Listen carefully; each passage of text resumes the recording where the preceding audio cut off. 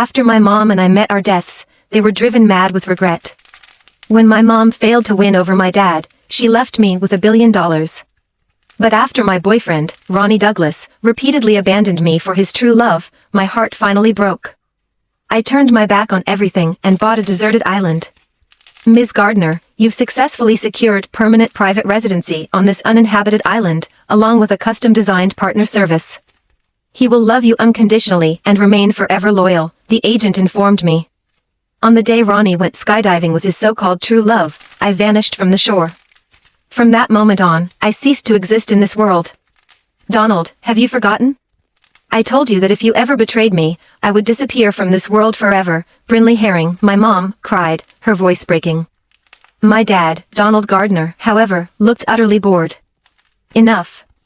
Systems, strategies, how many times have you spun the same lie over the years? Aren't you tired of it? Irene is pure and innocent, he replied.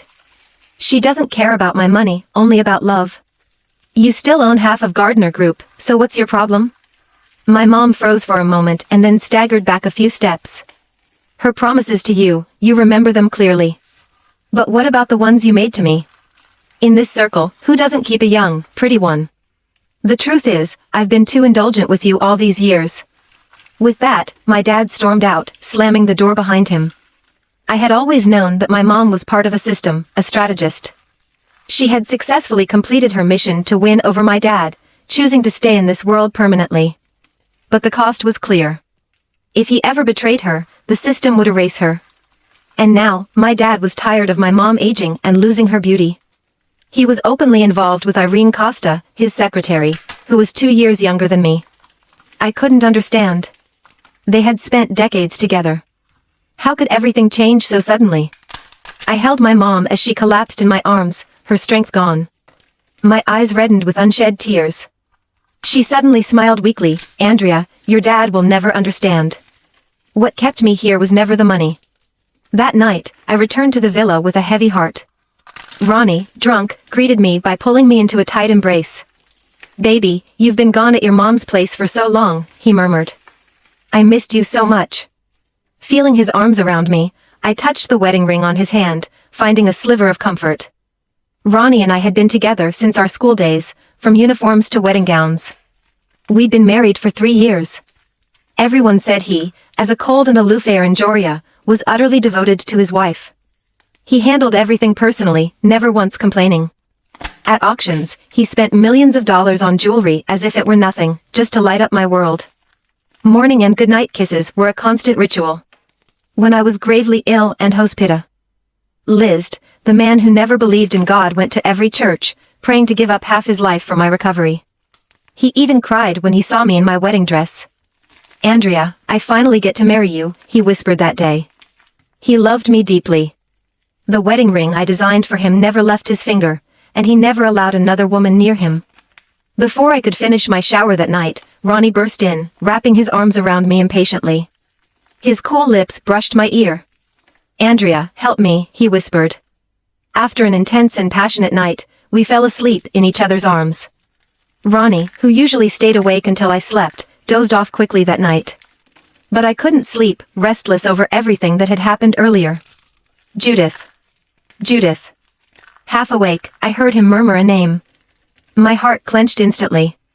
That name had nothing to do with me. At that moment, I looked at Ronnie's phone lying next to his pillow and couldn't resist picking it up. In all our years of marriage, I had never checked his phone. Quietly, I unlocked it with his fingerprint and was shocked to see the pinned chat at the top. It was with a girl. She looked a lot like me. Her Instagram location showed she had recently been in Ander. That was during the days I was visiting my parents, and Judith had just returned to the country. Suddenly, I recalled how Ronnie, always so composed, had inexplicably gotten drunk that night. When he murmured, "I miss you so much," who was he really looking at through me? Tears fell unconsciously.